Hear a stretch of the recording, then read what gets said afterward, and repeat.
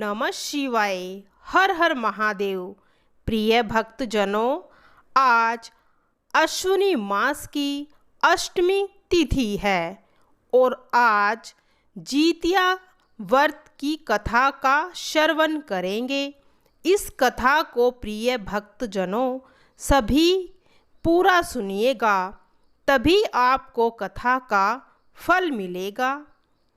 जितिया व्रत क्या है और इसे करने से कौन से फल की प्राप्ति होती है, इसे सुनने से ही जितिया व्रत पूर्ण होता है और जितिया माता प्रसन्न होकर स्त्रियों को सदा पुत्रवती रहने का आशीर्वाद देती है। इसे पूरी भक्ति और श्रद्धा से सुनिएगा। जीवित पुत्रिका व्रत की पौराणिक कथा। एक बार नैमिषारण्य के निवासी ऋषियों ने संसार के कल्याण हेतु सूत जी से पूछा, हे सूत जी, कली काल यानी कलयुग में लोगों के बालक किस तरह से लंबी आयु वाले होंगे, यह बताइए। सूत जी बोले, जब द्वापर युग का अंत हुआ और कलयुग आरंभ हो गया, उसी समय बहुत सी शोकाकुल स्त्रियां आपस में बैठकर विचार करने लगी थी कि क्या इस कली काल में माता के जीवित रहते भी पुत्र मर जाएंगे। जब वे आपस में कोई सूची निर्णय न कर सकी तो वे गौतम ऋषि के पास परामर्श के लिए पहुंची। वे गौतम ऋषि के आश्रम में जा पहुंची तो वे आनंद पूर्वक बैठे हुए थे और उन्होंने जाकर प्रश्न किया कि हे प्रभु, इस कली काल में हमारे पुत्र किस तरह से जीवित रहेंगे। हमारे पुत्र के लिए हम क्या करें जो उनकी आयु को बढ़ा सके। कृपया करके हमें इसका उत्तर दीजिए। गौतम ऋषि ने कहा, जब महाभारत युद्ध का समापन हुआ और अश्वत्थामा के कृत्य से पांडवों तथा समस्त लोग बहुत प्रभावित हुए, तब भी लोगों के हृदय पुत्र के शोक से ग्रसित थे। उस समय द्रौपदी अपनी सखियों सहित ब्राह्मण श्रेष्ठ धौम्य के पास गई थी और उन्होंने कहा, हे विप्र, कौन सा उपाय बताइए जिससे हम इस व्रत को करें और इस अपनी संतान की लंबी आयु की उससे रक्षा कर सके।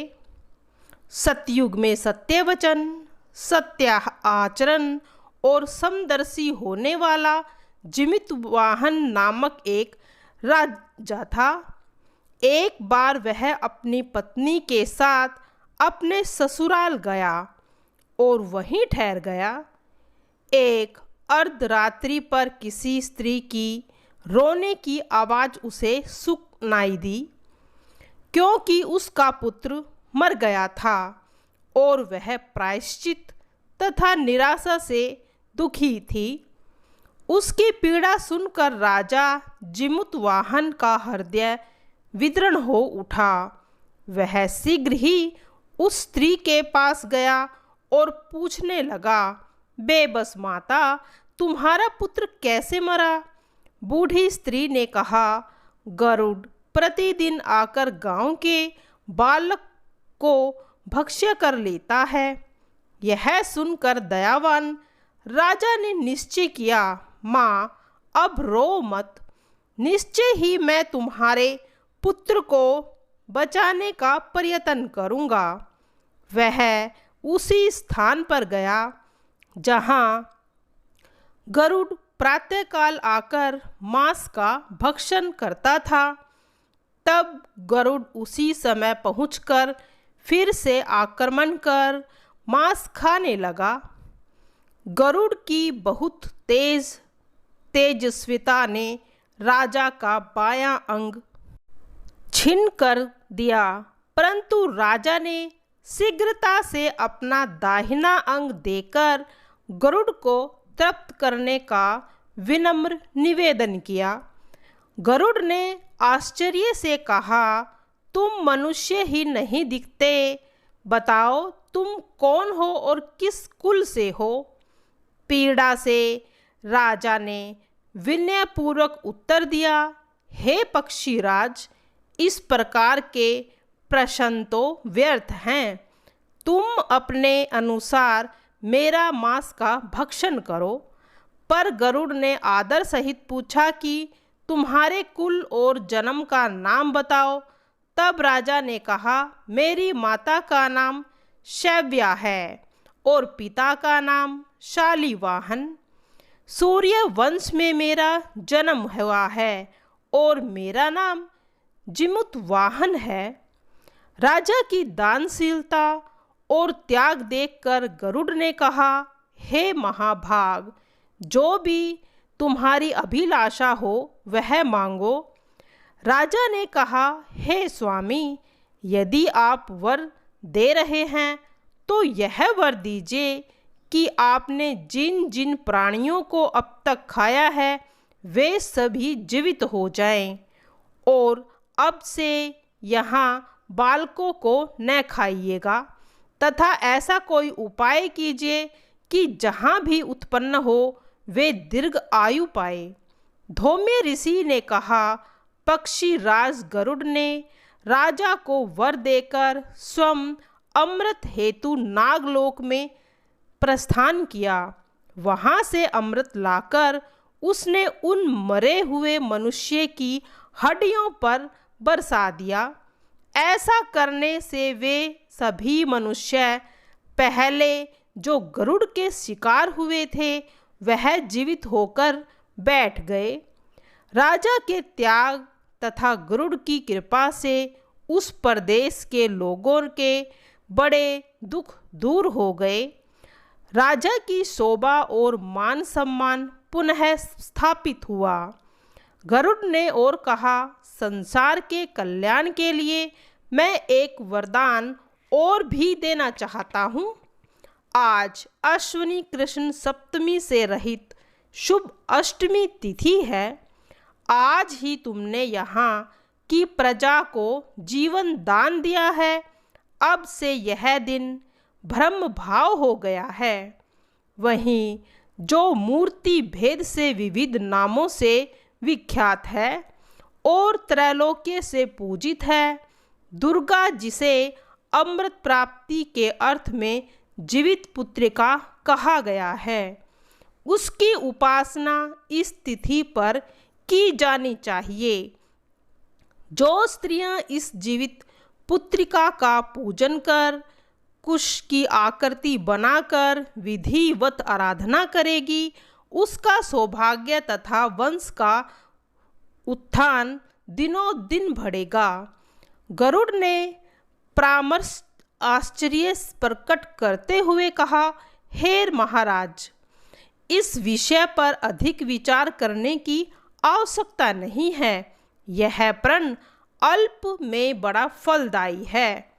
उसके बाद वे सभी उपस्थित पुरुष और नारी समस्त कथा सुनकर व्रत का विधान इस प्रकार है। शुद्ध अष्टमी को व्रत रखें और नवमी को पारण करें। यदि इस नियम का कड़ाई से पालन किया गया तो इसका फल नष्ट हो जाता है और सौभाग्य भी विघटित हो जाता है। जिमुतवाहन और गरुड़ की करण कथा सुनाकर उन स्त्रियों को यह मार्गदर्शन दिया गया है कि इस अष्टमी का जो व्रत करने के मन योग्य से पुत्रों की रक्षा और दीर्घ आयु निश्चित ही होगी। जिमुतवाहन को इस तरह का वरदान देकर गरुड़ बैकुंठ धाम को चले गए और राजा भी अपनी पत्नी के साथ अपने नगर को वापस लौट आए।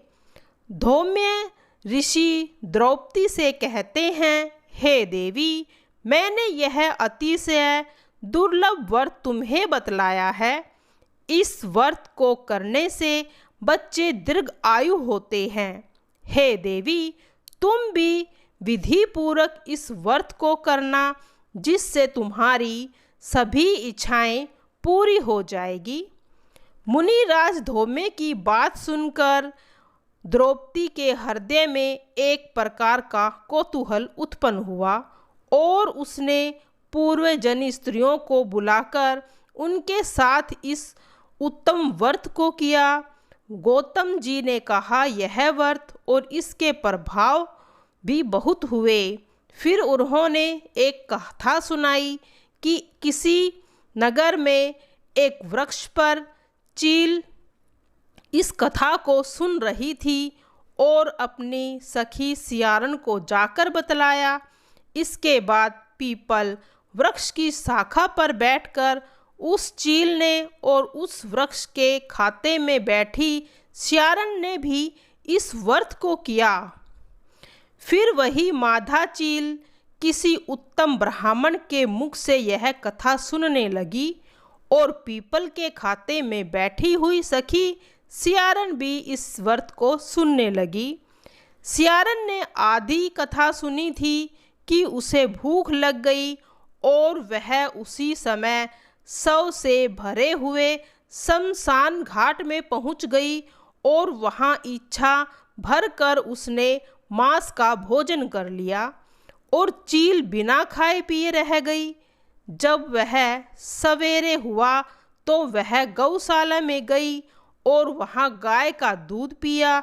इस प्रकार नवमी को उसने पारण किया। कुछ दिनों बाद दोनों मर गई और अयोध्या में किसी धनी व्यापारी के घर में जन्मी। संयोग से उन दोनों का जन्म एक ही घर में हुआ, जिसमें सियारन जेठ हुई और चील छोटी बहू बनी। एक दोनों ही शुभ लक्षणों से युक्त थी, इसीलिए बड़ी लड़की काशी नरेश को और छोटी लड़की उसके मंत्री अग्नि से विवाह पूर्वक उनका विवाह हो गया। पूर्व के जन्म फल से वह मृगनयनी रानी हुई, किंतु उसकी संतान जैसे ही उत्पन्न होती वह मर जाती। दूसरी ओर पूर्व जन्म की बातों को स्मरण करने वाली मंत्री की पत्नी ने अष्टवसु के समान तेजस्वी 8 पुत्रों को जन्म दिया और सभी जीवित रहे।